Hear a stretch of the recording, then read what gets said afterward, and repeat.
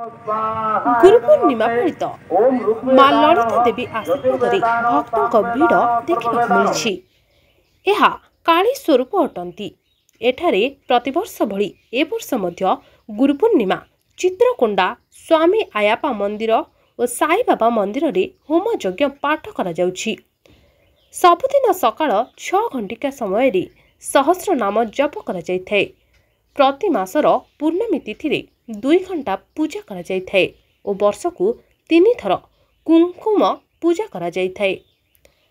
एही कुमकुम पूजा रे माँ और भक्त माने 1000 रु ऊर्ध्व लोक पूजा पाठ करिथांती और दर्शन करी प्रसाद सेवन करती एवं गरीब लोकों को कंबल गामुछा मध्य दान करती।